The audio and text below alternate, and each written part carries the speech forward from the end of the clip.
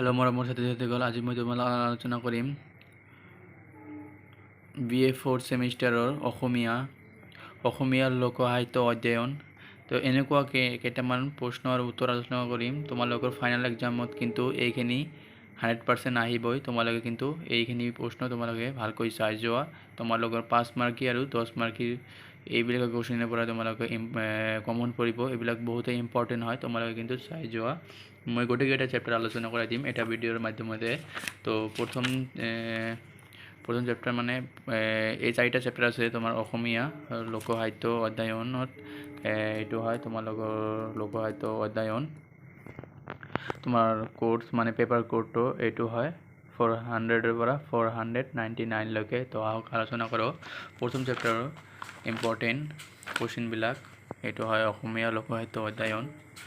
তো তোমাৰ এইবিলাক 1 মাৰ্কী প্ৰশ্নবিলাক কিন্তু তোমালোকৰ ইতিমধ্যে দিয়া হৈছে, তোমালোকে চাই ল'বা। তো দীঘল প্ৰশ্ন উত্তৰবিলাক আলোচনা কৰি দিওঁ যিহেতু তোমালোকৰ এক্সাম আছে। প্ৰথম কুৱেশ্যনটো হ'ল অসমীয়া লোক সাহিত্য কি? অসমীয়া লোক সাহিত্যৰ স্বৰূপ সম্পৰ্কে আলোচনা কৰা, মানে বহলাই আলোচনা কৰিবলৈ দিছে। এইটো হয় তোমালোকে কিন্তু ভালকৈ চাই লোৱা। এইখিনিৰ পৰা এই তিনিটা আছে, মানে এই তিনিটাৰ বিষয়ে তোমালোকে পঢ়ি পিনে তোমালোকে এই তিনিটাৰ বিষয়ে বহলাই আলোচনা কৰি দিবা। আৰু 2 নম্বৰটো হ'ল লোক সাহিত্যৰ বৈশিষ্ট্য কি চমুকৈ বৰ্ণনা কৰা, মানে লোক সাহিত্যৰ বৈশিষ্ট্যসমূহ আলোচনা কৰা। মই ইয়াত বহুত কেইটা পইণ্ট আছে, তোমালোকে যিকেইটা পইণ্ট তোমালোকে মনত ধৰে সোনকালে সেইকেইটা পইণ্ট তোমালোকে পঢ়ি মানে চাই যাবা। আৰু লাষ্ট প্ৰশ্ন ইম্পৰ্টেণ্ট প্ৰশ্নটো হ'ল এইটো চেপ্টাৰৰ কামৰূপী লোকগীতৰ বিষয়বস্তু সম্পৰ্কে এটি টকাযুকত কৰা।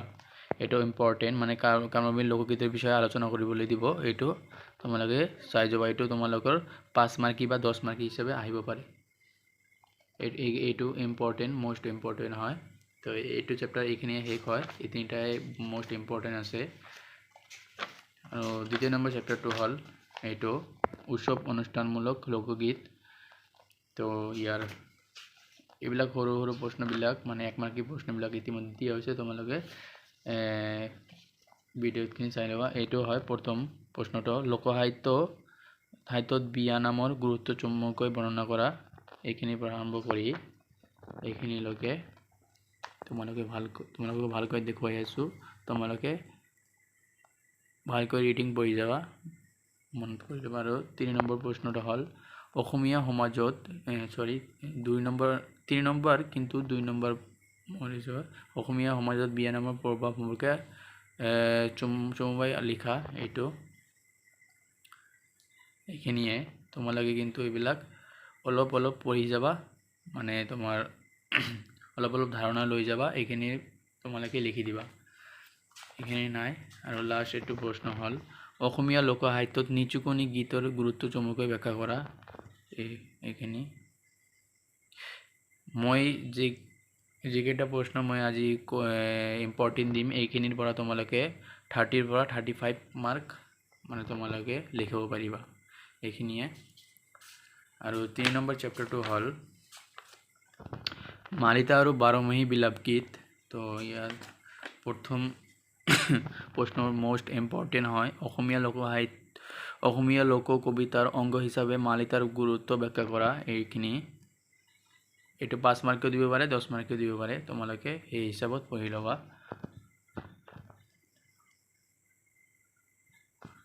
এইখিনি হয়।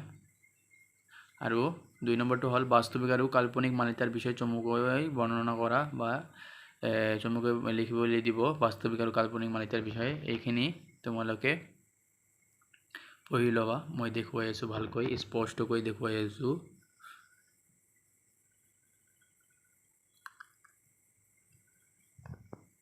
আৰু বাৰমাহী গীতৰ বৈশিষ্ট্যসমূহ চমুকৈ বৰ্ণনা কৰা। এইবিলাক মষ্ট ইম্পৰ্টেণ্ট হয়, তোমালোকে কিন্তু চাই ল'বা। মানে বৈশিষ্ট্য তোমালোকে পইণ্ট হিচাপত কিন্তু লিখি ল'বা। তো এইখিনিয়ে। আৰু এটা লাষ্ট প্ৰশ্ন হ'ল যে বুৰঞ্জীমূলক মালিতা, এইটো চমুকৈ বৰ্ণনা কৰা। এইটো 5 মাৰ্কী দিব পাৰে, মানে দিব। এইটো তোমালোকে চাই যাবা। এইখিনিয়ে হয়।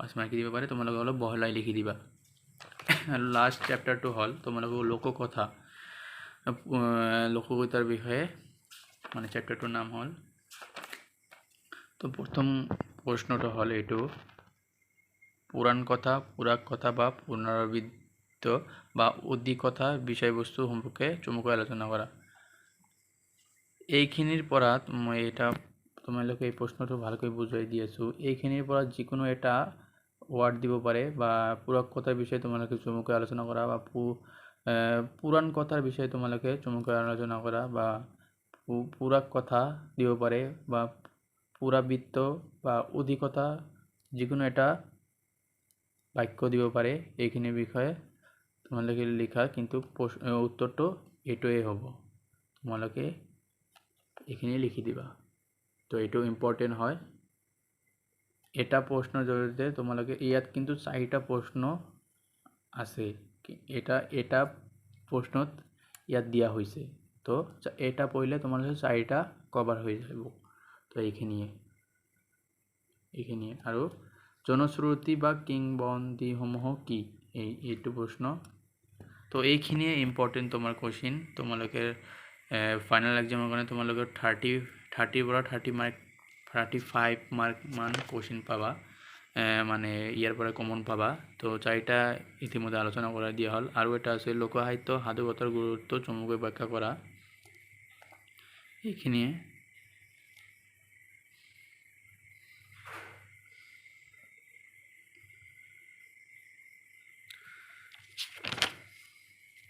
আৰু এটা মোস্ট ইম্পৰ্টেণ্ট কোৱেশ্চন হয় এইটো পাহৰিলোঁ মই এইটো কিন্তু পঢ়িয়ে যাবা হাতৰ কি উদাহৰণ দি ইয়াৰ গুৰুত্ব চমুকৈ ব্যাখ্যা কৰা এইটো তোমালোকৰ 5 মাৰ্ক দিবই তোমালোকে যাই পাবাই এইটো তোমাৰ মই কৈ দিছোঁ যে অসমীয়া লোক সাহিত্য অধ্যয়ন এইটোৰ পৰা তোমালোকৰ হাতৰ কি উদাহৰণ দি ইয়াৰ গুৰুত্ব চমুকৈ ব্যাখ্যা কৰা এইটো মোস্ট ইম্পৰ্টেণ্ট হয় তোমালোকে এইটো মিছ নকৰিবা মই পাহৰিলোঁ এইটো তো এইখিনি তোমালোকে ভালকৈ বুজি পিনে পঢ়ি যাবা এইখিনি হয় উদাহৰণ সহ তোমালোকে কিন্তু পঢ়িবা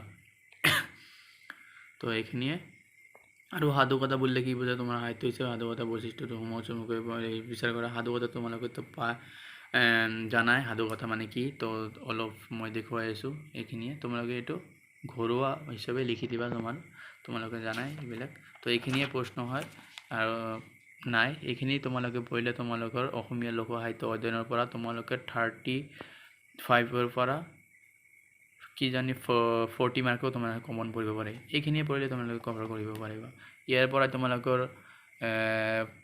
3টা 5 মাৰ্কি আৰু এটা 10 মাৰ্কি 100% কমন পঢ়িবই আৰু এটা 2টা 10 মাৰ্ক কমন তো পঢ়িবই হাতৰটো 10 মাৰ্ক বা 5 মাৰ্কটো দিবই তো এইখিনিয়ে তোমালোকে বন্ধু বান্ধৱীসকলক এইটো ভিডিঅ' শ্বেয়াৰ কৰি দিবা আৰু লগতে চেনেলটো নতুন হ'লে চেনেলটো ছাবস্ক্ৰাইব কৰি দিবা যিহেতু তোমালোকৰ সন্মুখত 5th সেমিষ্টাৰ আৰু 6th সেমিষ্টাৰ আছে তো থ্যাংক ইউ